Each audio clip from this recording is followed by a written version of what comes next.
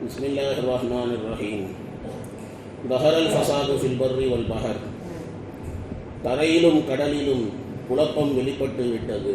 பிமா கஸபத் ஐதின் நாஸ், மனிதர்களுடைய கரங்கள் சம்பாதித்த தீவினைகளின் காரணத்தினால். லியுஸீகஹும் பாதல்லதி அமிலு, அவர்கள் செய்த தீவினைகளில் சிலவற்றை அவர்களை அவன் சுவைக்கச் செய்கிறான். லஅல்லஹும் யர்ஜிஊன், அந்த தீய காரியங்களிலே இருந்து அவர்கள் திரும்பும் பொருட்டு. துர்சீரு ஃபில் அர்த், நாயகமே நீங்கள் கூறுங்கள், பூமியிலே சுற்றித் திரியுங்கள். ஃபந்துரு கைஃப கான ஆகிபத்துல் லதீன மின் கபல், முன்னிருந்தவர்களுடைய முடிவு என்னவாயிற்று என்பதை கவனித்து பாருங்கள். கான அக்ஸருஹும் முஷ்ரிகீன், அவர்களிலே அதிகமானவர்கள் இணை வைப்பவர்களாகத்தான் இருந்தார்கள் என்று அல்லாஹ் தஆலா கூறுகிறான். இந்த ஆயத்தில் அல்லாஹ் ரப்பல் ஆலமீன் மனிதர்களுடைய பாவங்களினுடைய விளைவுகளை பற்றி அல்லாஹ் தஆலா பேசி காட்டுகிறான். லஹரல் ஃபஸாது ஃபில் பர்ரி வல் பஹர், தரையிலேயும் கடலிலேயும் குழப்பம் ஏற்படுகிறது அப்படின்னு சொன்னால், பிமா கஸபத் ஐதின் நாஸ், மக்கள் தங்களுடைய கரங்களால் செய்த தீவினைகளின் காரணத்தினாலே தான் குழப்பங்கள் ஏற்படுகிறது. இந்த வாசகத்திலே பர் என்று சொன்னால் காய்ந்த இடம், அதாவது மைதானங்கள், காடுகள், இவைகளெல்லாம் இதை கொண்டு கருத்தாகும். பஹர் என்று சொன்னால் ஈரமான பகுதிகள், இதை கொண்டு அதாவது கிராமப்புறங்கள், பட்டினங்கள், இதையும் எடுத்துக்கொள்ளலாம். வெளிப்படையான அர்த்தம் அப்படின்னு சொன்னால், பர் என்று சொன்னால் அது காய்ந்த இடத்திற்கும், பஹர் என்று சொன்னால் அது ஈரமான இடத்திற்கும் தான் சொல்லப்படும். காய்ந்த இடத்தில் குழப்பங்கள் ஏற்படுகிறது அப்படின்னு சொன்னால், மழை பெய்யாமல் இருப்பது, விளைச்சல்கள் ஏற்படாமல் இருப்பது, பஞ்சங்கள் ஏற்படுவது, இது எல்லாம். ஈரமான பகுதியில் குழப்பங்கள் ஏற்படுவது அப்படின்னு சொன்னால் மழை நின்று விடுவது, அதாவது தண்ணீரை வாழக்கூடிய மிருகங்கள் இருக்கிறதே, மழை பெய்யல அப்படின்னு சொன்னால் அந்த அந்த கடல்வாழ் உயிரினங்களுக்கு கண்ணு தெரியாமல் போயிடும். அது மாதிரி பிரச்சனைகள் ஏற்படுவது, பூமியிலே மனிதர்கள் கொல்லப்படுவது, கடலிலே செல்லக்கூடிய அந்த படகுகள், கப்பல்கள் அது அபகரிக்கப்படுவது, இது எல்லாமே ஏற்படக்கூடிய குழப்பங்கள். இன்னும் ஒரு கருத்து உலமாக்களால் சொல்லப்பட்டிருக்கிறது. பஹர் என்று சொன்னால் ஜசீராக்கள் என்பதாக, தீபகற்பங்கள் என்பதாக சொல்லப்பட்டிருக்கிறது. பர் என்று சொன்னால் பட்டினங்கள், கிராமங்கள், இதற்கு சொல்லப்பட்டிருக்கிறது.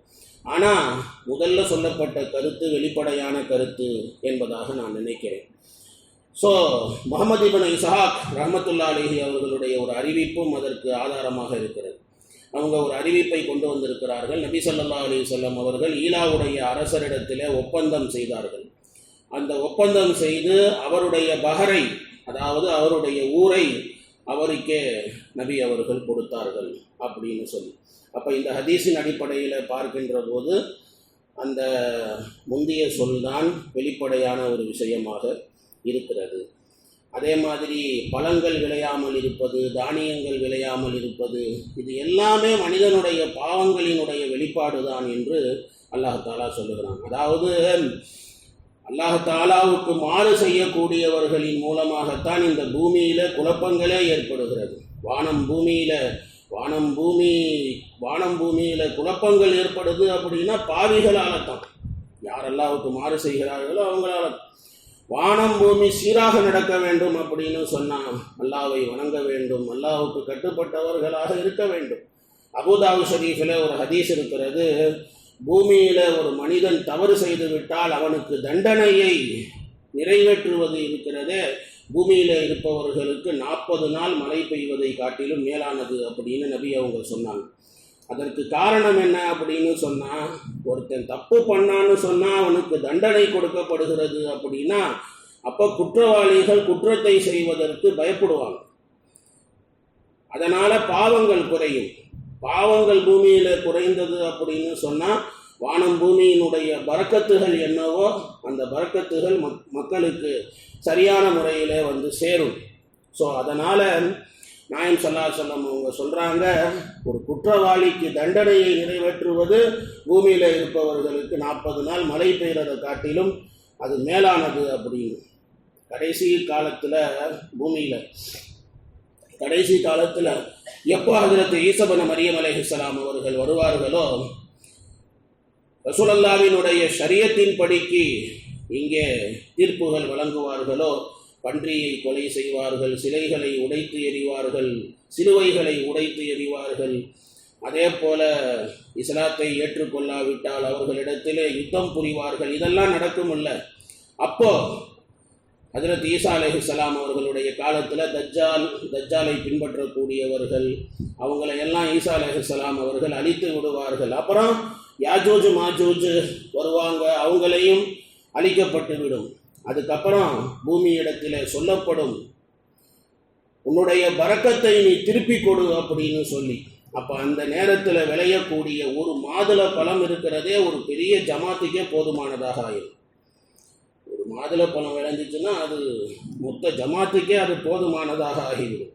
அது எவ்வளோ பெருசு இருக்கும் அப்படின்னு சொன்னால், அந்த மாதுளை பழம் அதனுடைய தோலை எடுத்து ஒரு மனிதன் தனக்கு நிழலிட்டு கொள்ளலாம், அந்த அளவுக்கு அது பெருசாக இருக்கும்.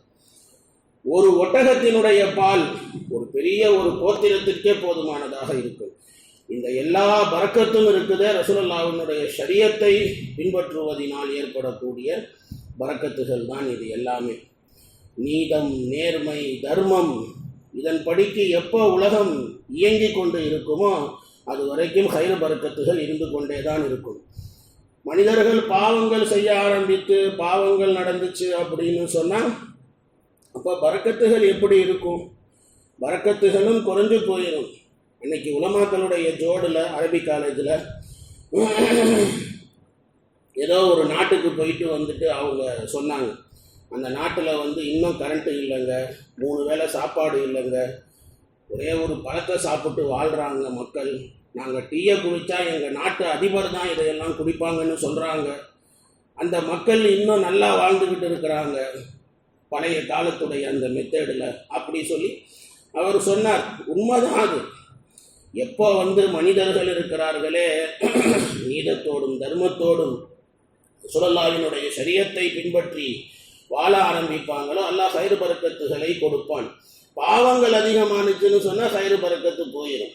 ஹதீஸ் ஷரீஃபில் இருக்கிறது, ஒரு பாவம் செய்யக்கூடிய ஒரு மனிதன் மரணித்து போனான் அப்படின்னு சொன்னால் அதனால் மனிதர்களும் சரி, அந்த பூமியும் சரி, மரம் செடி கொடிகளும் சரி, மிருகங்களும் சரி எல்லாம் ராகத்தடைகிறது, எல்லாம் நிம்மதி அடைகிறது.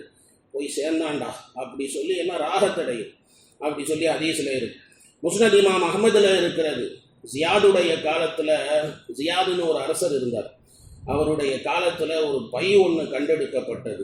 அந்த பையில் பார்த்தீங்கன்னு சொன்னால் கோதுமையினுடைய வித்துக்கள், அது பேரிச்சப்பழ கொட்டை அளவுக்கு பெருசாக இருந்துச்சு. அதில் ஒரு சீட்டு எழுதப்பட்டு இருந்துச்சு. அதில் என்ன எழுதியிருந்தாங்க அப்படின்னா, இது எந்த காலத்தில் விளைந்தது அப்படின்னா, நீதமும் தர்மமும் நியாயமும் எந்த காலத்தில் இருந்ததோ அந்த காலத்தில் விளைந்த தானியம் இது அப்படின்னு எழுதப்பட்டு இருந்துச்சு. அப்போ பரக்கத்து எங்கே இருக்குது? பண்ணுறதெல்லாம் நம்ம பண்ணிடுவோம் பாவத்தை, ஆனால் அல்லாஹ் கிட்ட ஹைரை கொடு, பரக்கத்தை கொடு அப்படின்னு சொன்னால் எங்கிட்ட இருந்து ஹைர் பரக்கத்து வரும்? வராது.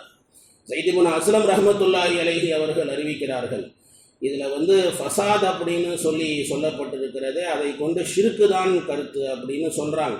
ஆனால் இந்த கருத்து இது ரொம்ப சுற்றி வளைச்சி பேசுகிற மாதிரி இருக்குது இந்த கருத்து. அதனால் இந்த கருத்து வேணாம், இதை விட்டுருங்க. ஆக மொத்தத்தில் பூமியில் கடலில் எத்தனை குழப்பங்கள் ஏற்படுகிறதோ இது எல்லாத்துக்குமே காரணம் மனிதர்கள் தங்களுடைய கரத்தினால் செய்யக்கூடிய தீவினைகள் தான் காரணமாக இருக்கிறது.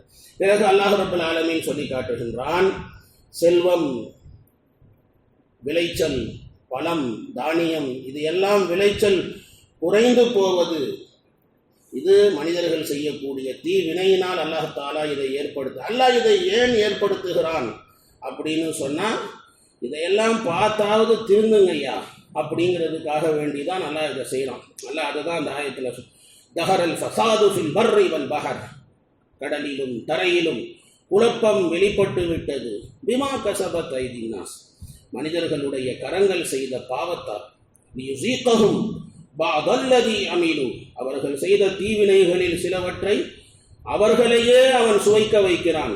செஞ்ச பாவத்தினால நம்ம அனுபவிக்கிறோம் கஷ்டங்களை. அல்லாஹ் இதை எதுக்காக செய்கிறான்? லஅல்லஹும் யர்ஜியூன், பாவத்திலே இருந்து அவர்கள் மீளுவதற்காக அப்படின்னு அல்லாஹ் தஆலா அந்த ஆயத்தில் சொல்லி காட்டு. குர்ஆனில் இன்னொரு ஆயத்தில் அல்லாஹ் பேசும்போது வபலௌனாஹும் பில் ஹஸனாத்தி வஸ்ஸய்யிஆத், நன்மை தீமையை கொண்டு அவர்களை நாம் ஈடுபடுத்துவோம், நன்மை தீமையிலே அவர்களை நாம் ஈடுபடுத்துவோம். லஅல்லஹும் யர்ஜியூன், அவர்கள் மீளுவதற்காக வேண்டி அப்படின்னு இப்படி அல்லாஹ் தஆலா சொல்லி காட்டுவான்.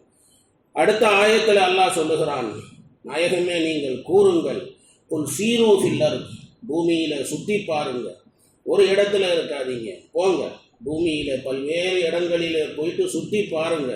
சுத்தி பார்த்து ஃபந்துரு கைஃப கான ஆகிபத்துல் லதீன மின் கபல், முன்னால் வாழ்ந்தவர்களுடைய முடிவு என்னவாயிற்று அப்படிங்கிறத கவனிங்க.